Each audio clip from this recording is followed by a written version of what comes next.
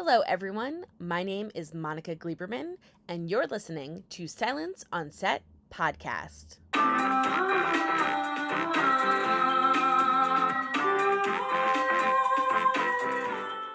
This is a special podcast today because it's bonus content from when we did interviews at the LA premiere with Ryan Gosling, Chris Evans, and the Russo brothers. So, to start off, here's Ryan Gosling and Chris Evans talking about The Gray Man. Have you always wanted to do an action spy thriller? Yeah, I mean, look, these types of movies are certainly the types of films I grew up on. So absolutely, there's a part of me that certainly wanted to be a part of one. And honestly, anything that I could have done with the Russos, I would have jumped at the opportunity. So yeah, this is a bit of a dream come true. Always loved action movies. I think action movies are probably what made me fall in love with movies in the first place. But I've never had an opportunity to make, I think, like a full-on action film. I've made movies that have action in them, but never anything even close to this. So, it was very excited to have the opportunity, and then obviously to get to do it with the Russos, who have been doing films at this scale for like the last decade. Is just I knew that this was the one. How did you prepare for the role physically?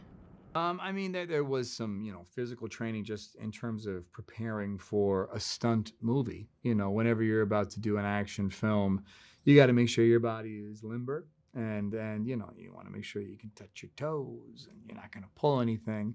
But it's not Captain America. I didn't have to put on 20 pounds of muscle or anything like that. But you certainly have to be ready for the physicality of it. It's physically demanding, and you want to make sure you're not going to hurt yourself doing the things that are necessary.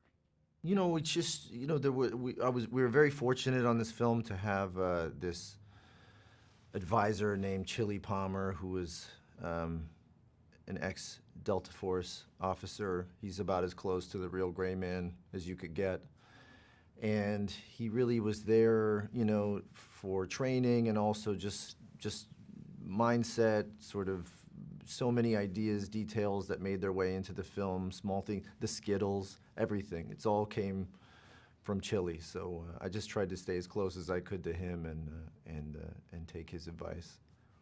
How was it balancing out the comedy with more serious moments in the film? Yeah, well, Ryan's really funny. Ryan has a really, specific ability when it comes to being dry and authentic and reserved, but still being hilarious. And that's what these movies need. It's not slapstick comedy. You need to find a ribbon of humor, and sometimes it has to come in the form of this kind of reserved, taciturn delivery. And Ryan's great at that. The Russos, they have a lot of humor in their stuff anyway, so they were open to it, but it also felt sort of actually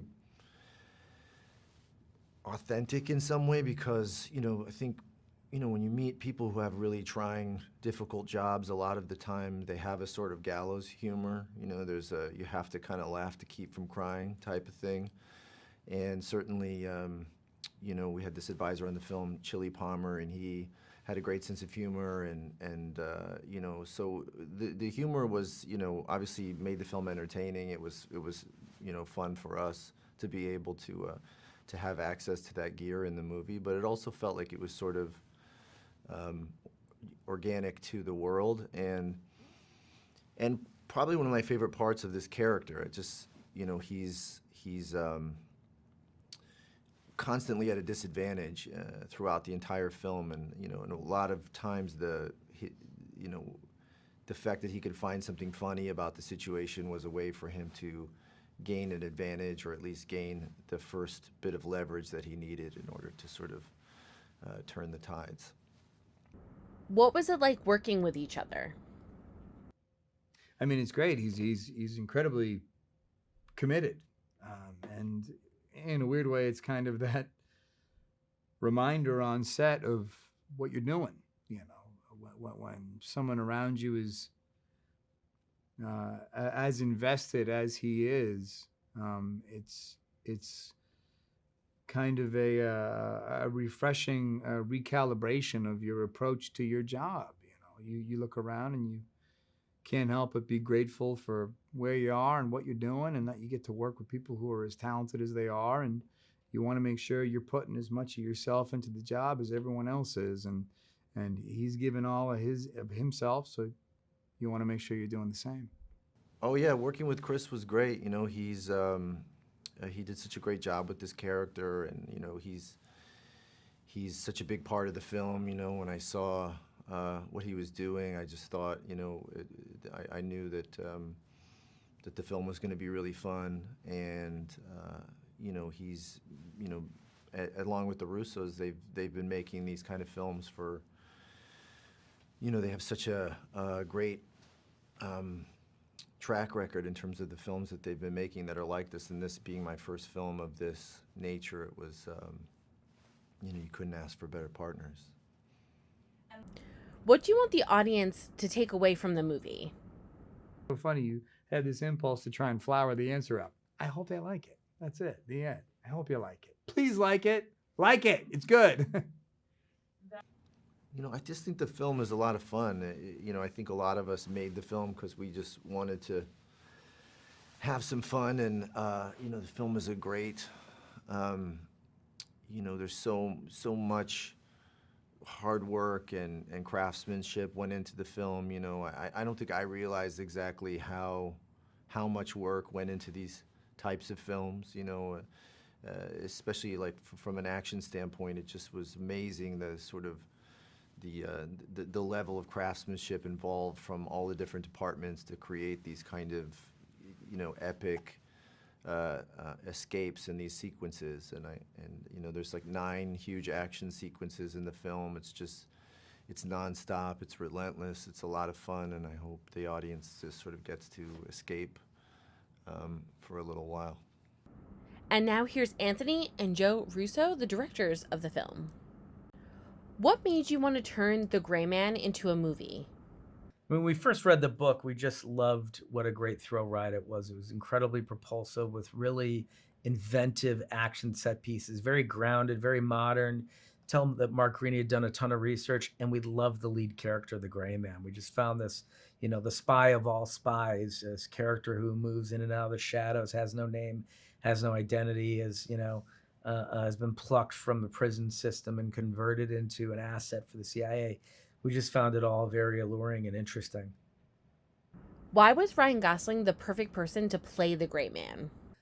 Yeah, I mean, one thing we loved about this character and why we felt like this character was the perfect vehicle for us to come and play within the spy genre is the idea that he is the Gray Man. He is the spy's spy.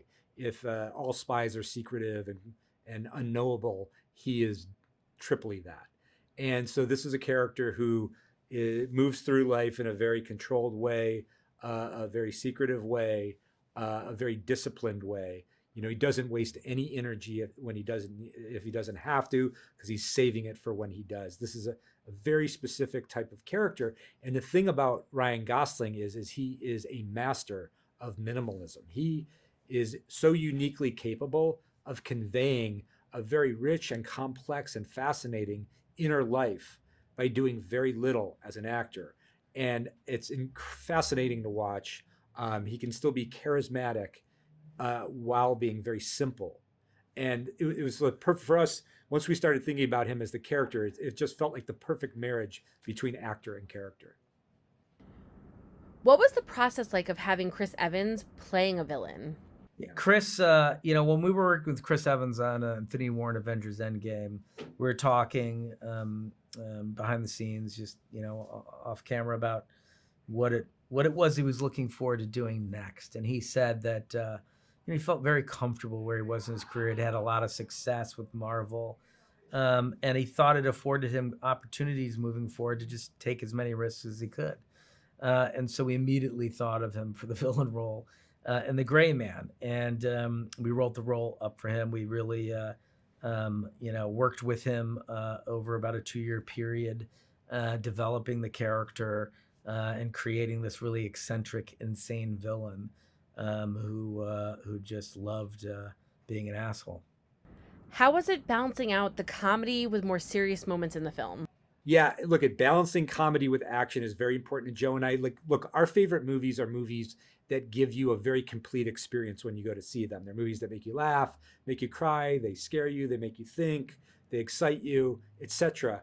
And we try to craft films ourselves that are they can take the audience to all of those places.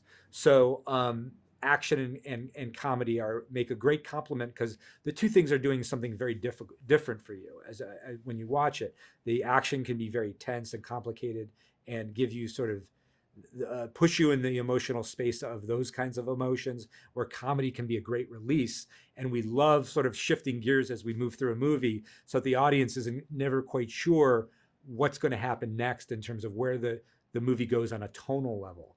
Also, I think it's very inspiring for actors to be able to pull from all that range of emotions and performances in order to create sort of something fresh and exciting. So yeah, we spend a long time working with not only ourselves as we're crafting the movie on that sort of comedy and action, but once we start working with the actors directly, we spend a lot of time working with them to get them comfortable with the fluid movement between the two, and finding sort of a way to remain true to who the character is and what the character is experiencing in any given moment.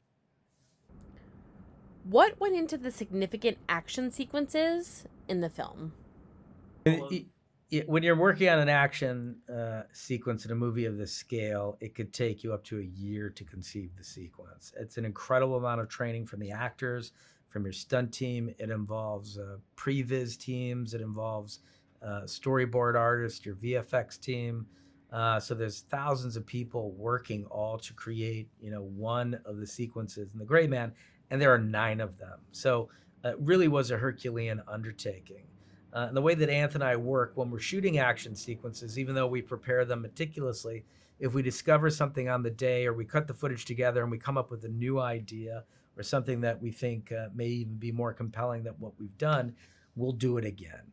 And so we put the actors through their paces on this film. There's one sequence in particular, I think, where we asked Ryan and Anna to reshoot a scene up to 4, maybe 5 times until we felt like we had the right interpretation of the scene. What do you want the audience to take away from the movie? That they had a blast. I mean, this is really intended to be a fun, action-packed thrill ride that's exciting for you to watch with your family and your friends. Anthony and I are students of, the 80s action films, McTiernan, so the throwback movie in a lot of ways to, evoke that feeling that we had when we would watch those movies, and we would now want to pass along those same feelings to the audience. So I hope you guys enjoyed listening to the bonus content that we had with Ryan Gosling, Chris Evans, and the Russo brothers about the movie The Gray Man, which will be streaming on Netflix on July 22nd. And don't forget to hit the subscribe button so you're up to date on all of our latest podcasts, and head over to our YouTube channel and hit subscribe so you're updated on all of our video content.